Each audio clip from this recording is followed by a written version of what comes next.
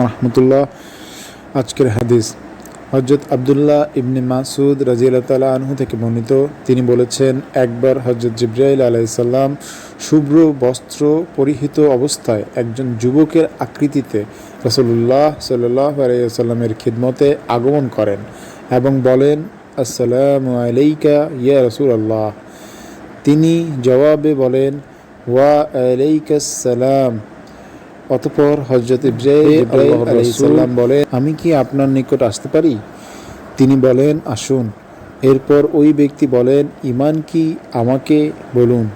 ঈমান কি আমাকে বলুন।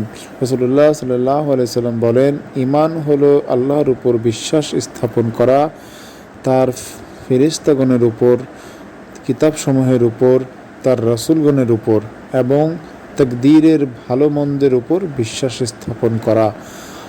আগন্তুক বলেন, আপনি সত্য বলেছেন।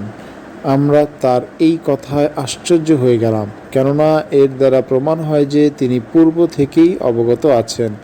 অতঃপর ওই ব্যক্তি বললেন, হে আল্লাহর রসূল, শরীয়তের আহকাম কি, আমাকে একটু বলুন। হযরত রাসূলুল্লাহ সাল্লাল্লাহু আলাইহি সাল্লাম বললেন, ইসলামের আহকাম হলো নামাজ পড়া, যাকাত দান করা, পবিত্র রমজানের রোজা রাখা, পবিত্রতা অর্জনের জন্য গোসল করা। আগন্তুক বললেন, আপনি সত্য বলেছেন। হযরত আব্দুল্লাহ রাদিয়াল্লাহু তাআলা আনহু বলেন, আমরা তার কথায় আশ্চর্য হয়ে গেলাম, কেননা এর দ্বারা প্রতীয়মান হয় যে তিনি এর উত্তর পূর্ব হইতেই অবগত আছেন। এরপর আগন্তুক প্রশ্ন করলেন, ইহসান কি, এই সম্পর্কে আমাকে একটু বলুন। হুজুর সাল্লাল্লাহু আলাইহি সাল্লাম বলেন, তুমি এভাবে আমল করবে যেন তুমি আল্লাহ তাআলাকে দেখছো।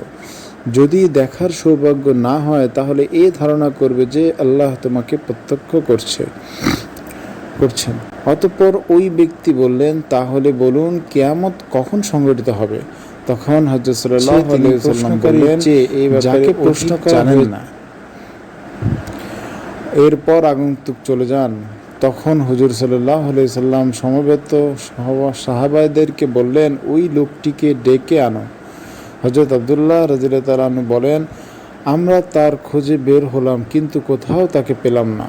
আমরা এই সংবাদ হযরত সাল্লাল্লাহু আলাইহি সাল্লামের নিকট জানালাম।